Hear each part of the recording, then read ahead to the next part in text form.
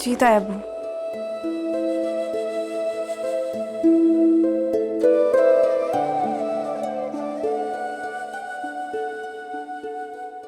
बेटा तुम थोड़ा सा सब्र करो,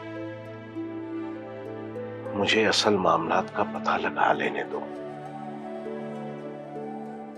देखो मैं नहीं चाहता कि किसी के साथ भी कोई ज्यादती हो।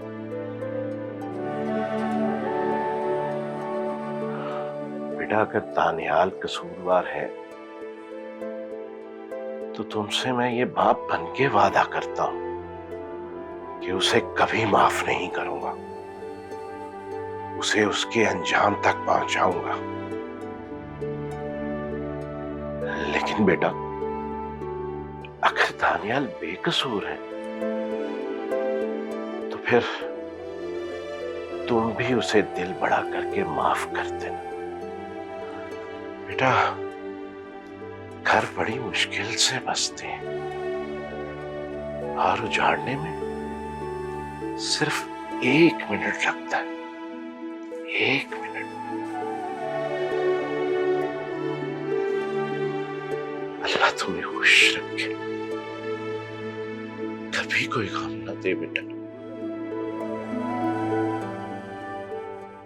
एक तो सईद भी ना हर बात मुझसे छुप कर करते हैं। अब देखिए ना भाभी, अकेले रिदा को लेकर बैठ गए हैं। पता नहीं मासूम बच्चे क्या बोलते हैं। और सईद, उनको तो बहलाना फुसलाना खूब आता है। मगर ज़ैनब तुम सुन लो, अगर तुमने दानियाल को माफ किया तो तुम्हारा और मेरा कोई रिश्ता नहीं रहेगा। बड़ी मुश्किल से दिल कड़ा करके अपने बेटे के दुख को भुलाया भाभी मैंने, और दिल बड़ा करके आपको वापस लेकर आई। पहले भी आप मुझे दुख देकर गई थी, खुदा के वास्ते अब ऐसा ना कीजिएगा। भाभी, पहले भी आपको हमारी तरफ से बदगुमानी थी। पहले भी जो कुछ हुआ वो अल्लाह की तरफ से इम्तिहान था, और अब भी जो कुछ हो रहा है ये उसकी तरफ की आजमाइश है। और पहले भी हमने आपको दुख नहीं दिया और ना हम देंगे। भला हम आपको दुख देने के बारे में सोच भी कैसे सकते हैं? आप तो हमारी अपनी है। ज़ैनब, सारे अपने पराये होने में सिर्फ 1 मिनट लगता है। देखा नहीं रात से हम पर कैसी क़यामत टूटी है। मैं अपने बेटे के कातिल को कैसे माफ करूं? ये तो साइम के कत्ल को भूल जाने के बराबर होगा भाभी। सईद भाई रिदा को कोई अच्छी बात ही बता रहे होंगे, पूछ रहे होंगे उससे कि असल मामला क्या है। वो रिदा को जो समझाएंगे मैं अच्छी तरह जानती हूँ, और मैं नहीं चाहती कि वो रिदा को कुछ भी समझाए। और रिदा समझे भी क्यों? रिदा के साथ इतना बड़ा जुल्म हुआ है भाभी। उसके शौहर का कातिल उसका शौहर बन गया।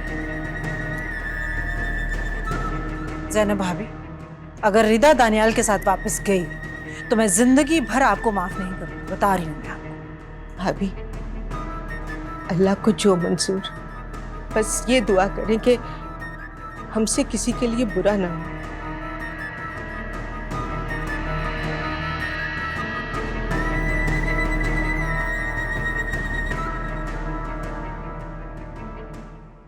बेटा मैं बात करता हूं उन लोगों से, बल्कि ऐसा करता हूं अयाज साहब से मिलता हूं और दानियाल को भी वहीं बुलवा लूंगा। मैं साइम का खून माफ नहीं कर सकती ताया जान, किसी सूरत नहीं। साइम का खून तो मैं भी माफ नहीं करूंगा, कभी नहीं, कभी नहीं।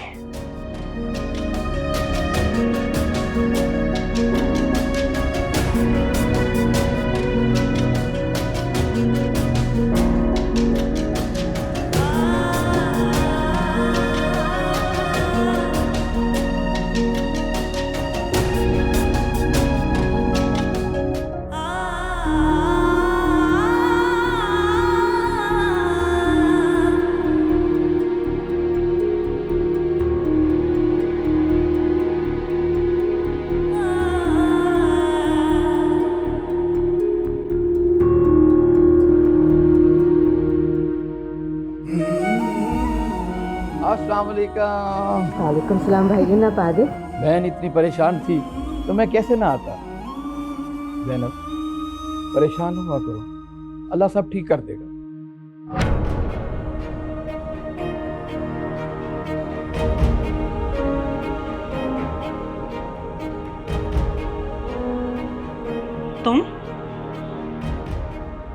तुम यहाँ? तुम्हारी जुर्रत कैसे हुई यहाँ आने की मेरे बेटे के कातिल? एक कदम भी आगे मत बढ़ाना, यहीं रुक जाओ। तुम्हारी शक्ल देखकर इस वक्त जो मेरे दिल में नफरत आ रही है तुम सोच भी नहीं सकते। अभी इसी वक्त यहाँ से दफा हो जाओ। इसे आने दो नसीमा,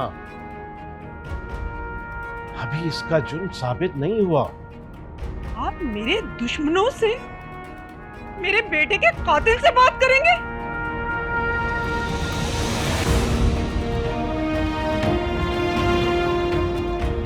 इसे समझाओ कुछ जाकर। सही साहब, ज़ैनब को हमारे साथ आने दें, ताकि जो बात होगी वो ज़ैनब के सामने होगी तो बेहतर होगा। ठीक है ज़ैनब, तुम भी आ जाओ, बैठो, आओ।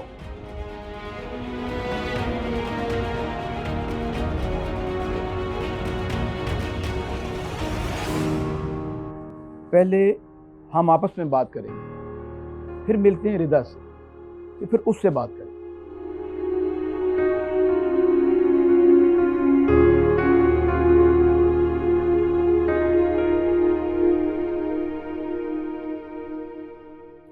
अम्मी, आपका ब्लड प्रेशर बहुत हाई है, आप अपनी टेंशन को थोड़ा कम करें। बेटा, टेंशन कैसे खत्म कर सकती हूँ? मेरा तो दिल यूं लगता है जैसे हल्क से बाहर आ जाएगा। बहुत परेशान हूं मैं, इतनी देर हो गई है उनको गए हुए, पता नहीं क्या हो रहा होगा वहां।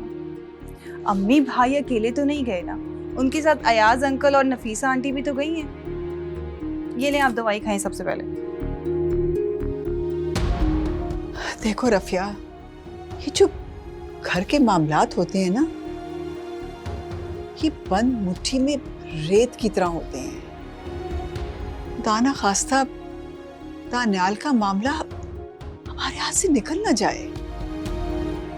मुझे ये फिक्र है कि अगर सईद भाई ने भी नफीसा की तरह का गुस्सा दिखाया और तहम्मुल से दानियाल और अयाज भाई की बात ना सुनी तो क्या होगा? अम्मी, आप बिला वजह परेशान हो रही हैं, भाई सब संभाल लेंगे।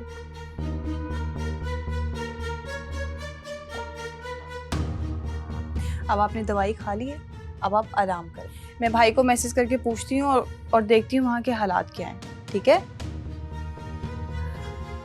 अच्छा ना, मैं पूछती हूँ भाई से। अम्मी, आपका ब्लड प्रेशर बहुत हाई है, आप प्लीज थोड़ा रिलैक्स करें। मैं पूछती हूँ भाई से। देखिए ना, वो पहले ही बहुत परेशान है, अगर उन्हें आपको पता चलेगा तो वो और परेशान हो जाएंगे। क्या आप उन्हें परेशान करना चाहती हैं? नहीं नहीं, मैं हरगिज़ उसकी परेशानी में इजाफा नहीं करना चाहती बेटा, बल्कि मैं तो चाहती हूँ कि उसके सारे दुख सुख में बदल दूं। या अल्लाह, अल्लाह मेरी तमाम खुशियां मेरे बेटे के नाम लिख दे। या अल्लाह, करम कर दे उसमें। या अल्लाह, मेरे बेटे की खुशी दे। चलिए, मैं देखती हूँ, मेरा फोन किचन में पड़ा हुआ है, तो अब आप आराम करें, ठीक है?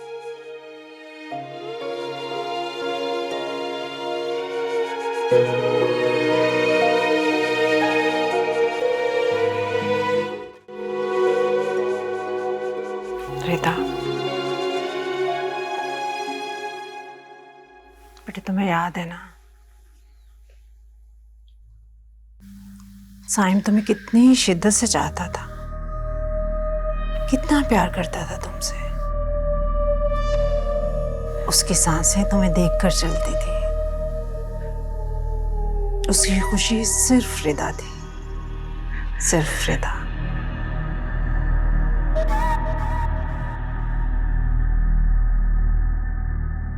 उसके प्यार की सिर्फ इतनी वक़्त थी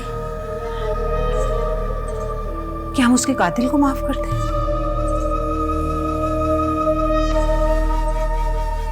देखो मेरी जान, कि लोग लाख चाहे, दानियल का लाख साथ दे, उसके ऐप पर पर्दा डालने की लाख कोशिश करें, जितने मर्जी झूठ बोल रहे, तुम किसी बात पर यकीन नहीं करोगे।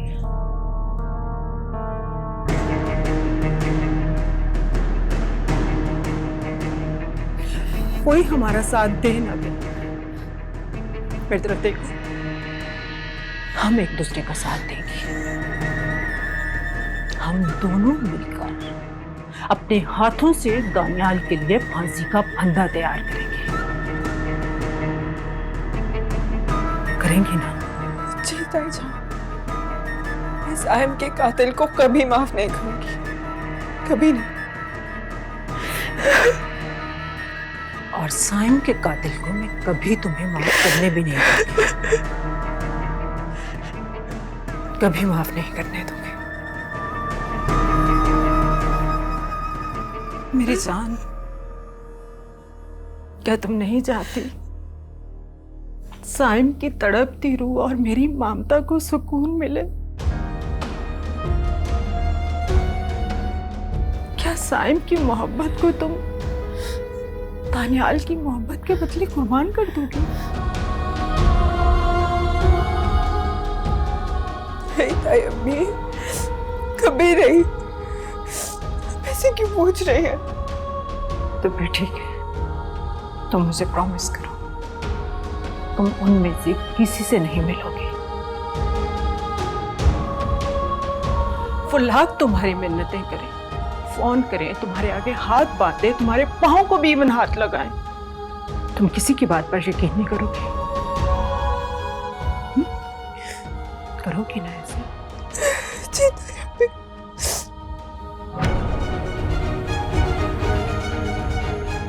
मुझे प्रॉमिस करो, आज जो भी फैसला होगा तुम मेरा साथ दोगे। जी ताई अम्मी।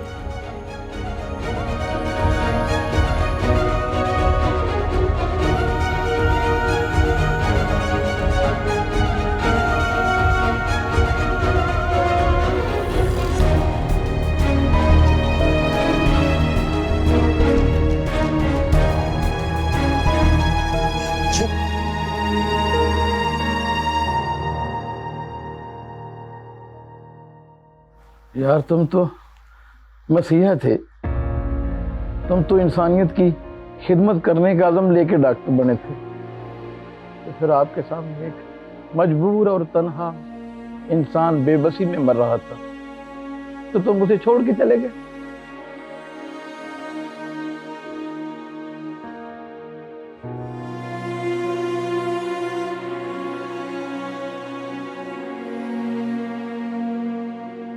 अंकल, मैं जानता हूं मुझसे बहुत बड़ी गलती हुई,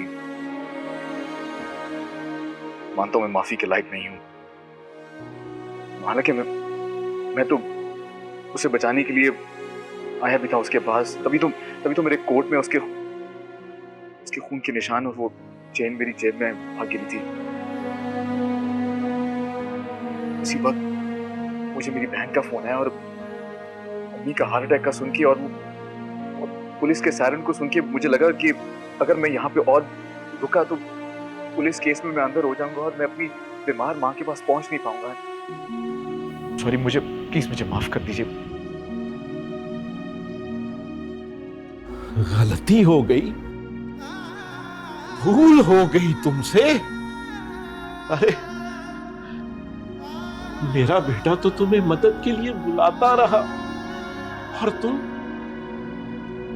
उसे मौत के हवाले करके चले गए। शायद अल्लाह के नजदीक साइम के लिए दानियाल की मदद मंजूर न थी, उसका वक्त आ गया था, इसलिए दानियाल के दिल पे पर्दा पड़ गया। दानियाल बेहिस नहीं है।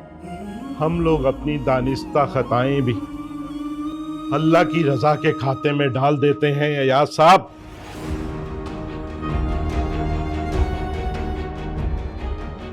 प्लीज मुझे माफ कर दें अंकल, प्लीज। नहीं, मैं इस बारे में अभी कुछ नहीं कह सकता। सुबह से तो मैं ये अपने आप को समझाता रहा कि तुमने देखा उसके साथ डकैती हो रही है और तुम अपना मुंह फेर कर चले गए, लेकिन तुमने तो उसे जानबूझ के मौत के हवाले कर दिया। ये बात मैं इतने आराम से नहीं भूल सकता। नहीं भूल सकता मैं। Uncle please. तुमने अभी मुझे सारा सच खुद तो बताया है। देखो, तुम मेरे बेटे के कातिल ना सही, लेकिन उसकी मौत के जिम्मेदार तो हो ना तुम। इससे पहले कि मैं ये सब भूल कर कोई और फैसला कर बैठूं।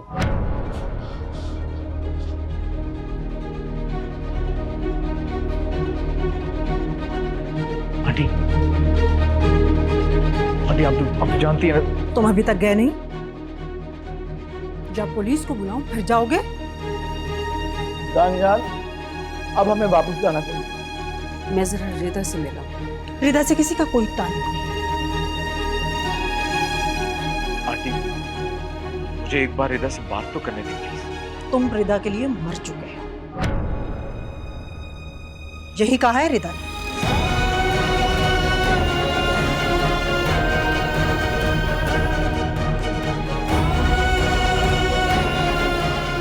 बहन, कुछ तुम ही तो कीजिए ना।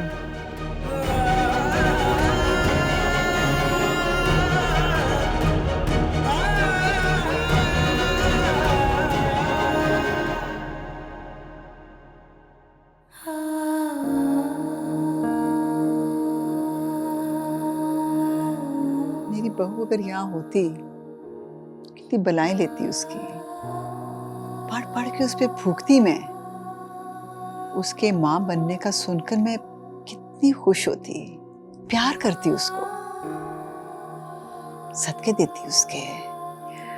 अम्मी, आपकी पड़ी हुई आयतों का असर उसे वहां भी अपने हसार में रखेगा और आपके दिए हुए सदके उसके सर पर से बलाओं को उतारता रहेगा।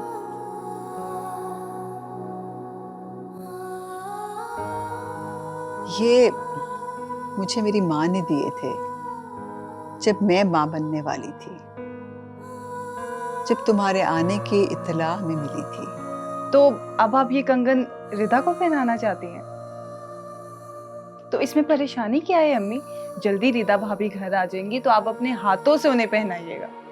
1 हफ्ता हो गया है, ना वहां से कोई आया है, ना ही कोई इत्तला आई है। और दानियाल ने भी तो अपने आप को कमरे में बंद कर रखा है। हौसला रखें अम्मी, अयाज अंकल अपनी कोशिशों में लगे हुए हैं और सईद अंकल को तो उन्होंने काफी हद तक समझा लिया है। हाँ, अयाज भाई का ही एहसान है हम पे। वरना नसीमा तो तुल गई थी दानियाल को पुलिस के हवाले करने के लिए। अम्मी, आप बस दुआ करें कि आयशा रिदा को समझा ले। पता नहीं रिदा का दिल इतना क्यों सख्त हो गया दानियाल के लिए। वो तो किसी की बात सुन ही नहीं रही है। मैंने उसको कितनी दफा फोन किया है, फोन ही नहीं अटेंड कर रही वो। अम्मी, वो नसीमा आंटी के ज़ेरे असर है, शायद इसीलिए। ठीक कह रही हो तुम बेटा जाओ, जाके दानियाल को खाना दो। जी अम्मी।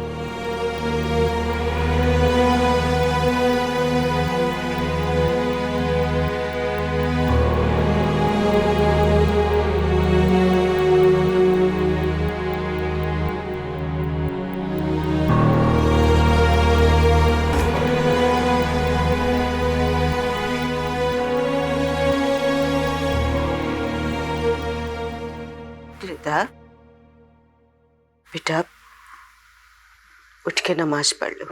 चलो शाबाश। जो अपने दुख में नमाज को भूल जाता है ना, इब्लीस उसकी मोहब्बत को नफरत में बदल देता है। दानियाल साइम का कातिल नहीं, बाकी अल्लाह उसकी भूल को माफ करने वाला है।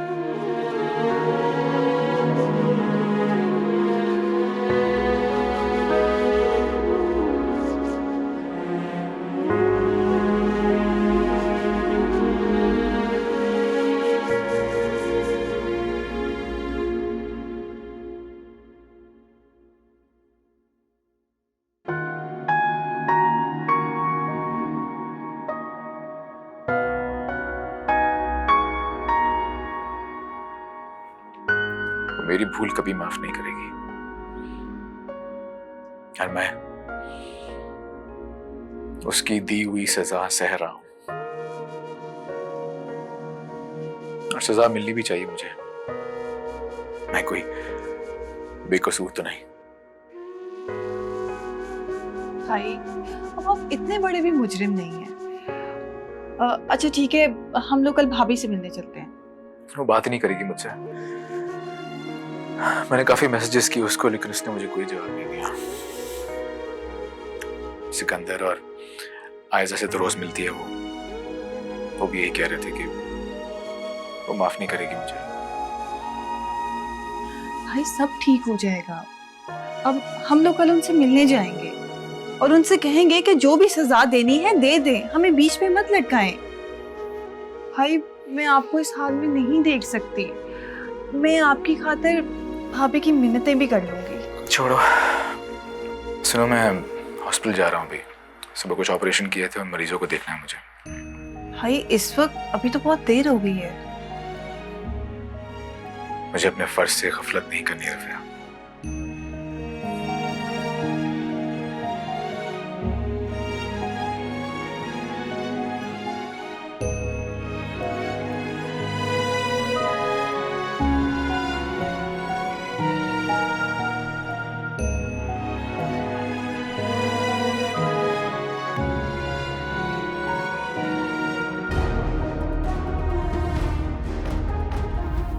आपके कोट में वो लॉकेट कैसे आया?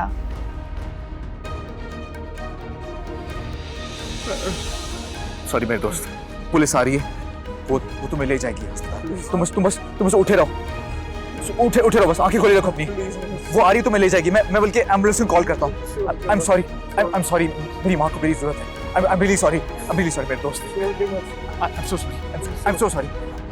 एम्बुलेंस आ जाएगी, फिक्र मत करो। जागे रहो। समझ आ गई मुझे, ये वो लॉकेट मेरे कोट की जेब में गिरा कैसे था। जाके बात करूंगा मेरे रिदा से। हाँ फरीहा बोलो। मम्मी मैं यहाँ दिन रात अंगारों पे लौट रही। गलती हो गई मुझसे। मैं कुछ दिन और पाकिस्तान रुक जाती। मामा ये शख्स एक कदम भी हमारे घर में न रख पाए, और रिदा से कहे तलाक ले इस शख्स से, वरना धक्के देकर निकालें इसे भी हमारे घर से। तुम फिक्र मत करो फरीहा, मैंने रिदा से यही बात की है। तुम देखती जाओ, दानियाल को मैं जेल की सुलाखों के पीछे पहुंचा कर रहूंगी। और रिदा को तो दानियाल से तलाक लेनी ही होगी। तलाक? फरीहा मैं तुमसे बाद में बात करती हूँ, बंद करो फोन।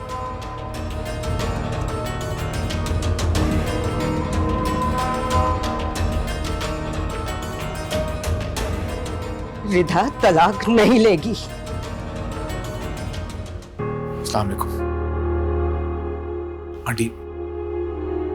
आंटी प्लीज मुझे एक मौका दे। मेरी बात करवा दे, सब कुछ ठीक हो सकता है आंटी। प्लीज समझ नहीं। तुम यहाँ क्यों आए हो? रिदा मैं तुमसे बात करना चाहता हूँ, मेरी बात सुन। मुझे तुमसे कोई बात नहीं करनी। जब मैंने सिकंदर भाई और आयजा को कह दिया था कि मुझे तुमसे बात नहीं करनी, फिर यहाँ क्यों आए हो? क्यों नहीं? मैं तुम्हारे पास आने का हक रखता हूँ। शौहर हूं तुम्हारा मैं। नफरत है मुझे तुमसे, इतनी नफरत कि तुम्हारा नाम मेरे नाम के साथ भी जुड़ता है तो मुझे अपने आप से भी नफरत हो जाती है। मैं तुम्हारे साथ नहीं रहना चाहती, मैं ये ताल्लुक खत्म करना चाहती हूँ।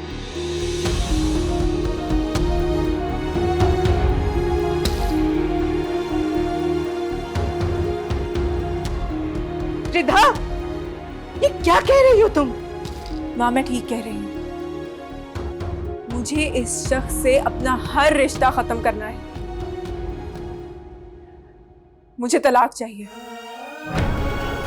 तलाक?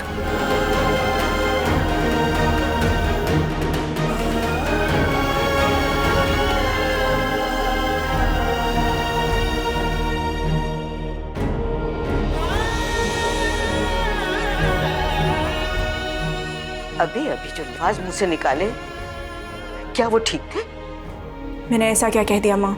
ये बात जानती हो ना तुम कि अल्लाह तुम्हें कितनी बड़ी नेमत से नवाजने वाला है। माँ बनने वाली हो तुम, और ये वक्त ऐसी बातों का नहीं होता।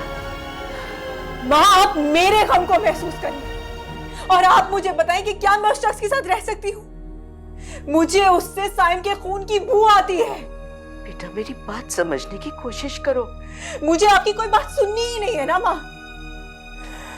आप प्लीज मुझे कुछ मत समझाएं, मुझे कुछ मत समझाएं, क्योंकि मैं आपकी कोई बात नहीं सुनने वाली। मैं आपको बताए दे रही हूँ, अगर आपने मुझे ज्यादा मजबूर किया तो मैं अपने साथ खुद कुछ कर लूंगी।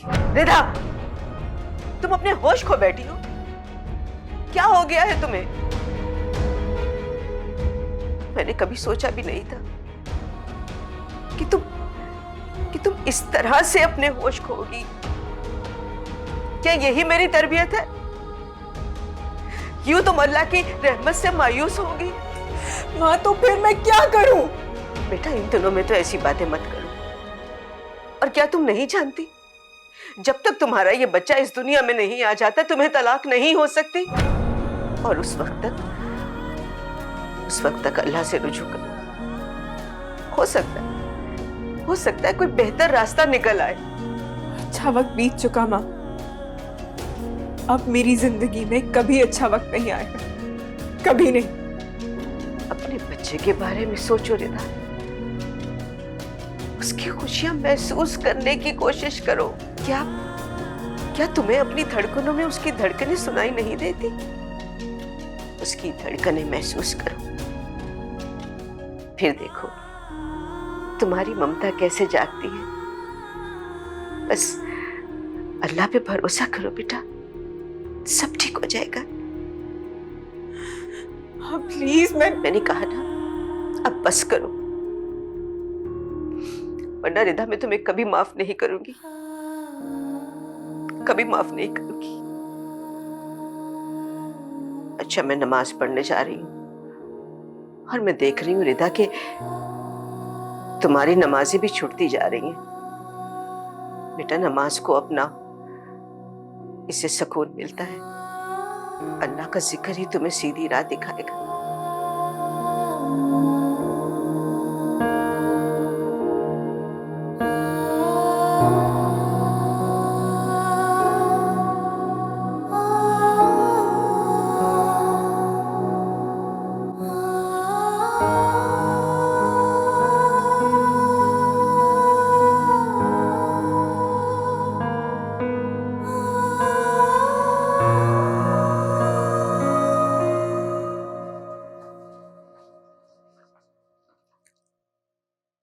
इतना क्यों परेशान हो रहे हैं?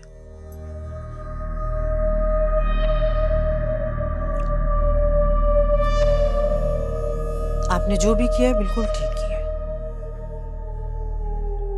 बल्कि आपको तो उससे इतनी नरमी से बात करनी ही नहीं चाहिए थी। जब हमें पता चल चुका है कि वो हमारे बेटे का कातिल है, तो उससे बात करने की जरूरत क्या थी?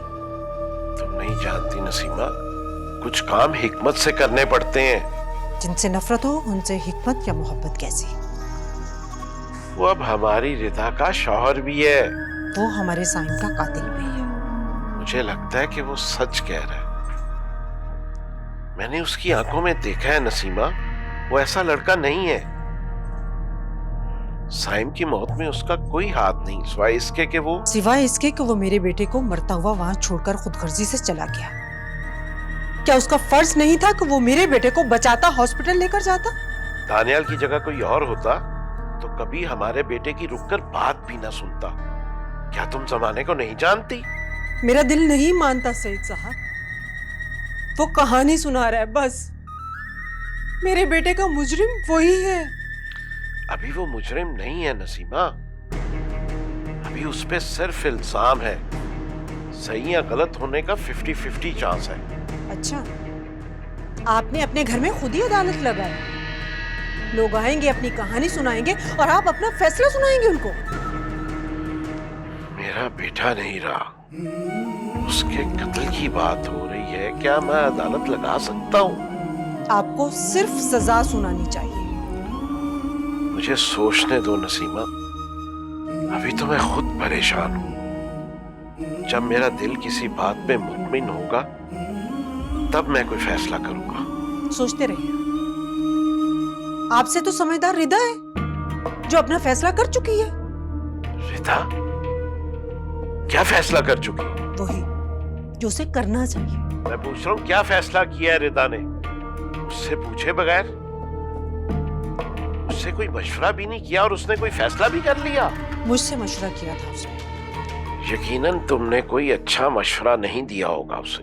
वो दानियाल से तलाक लेना चाहती है। क्या? तलाक? हाँ, तलाक।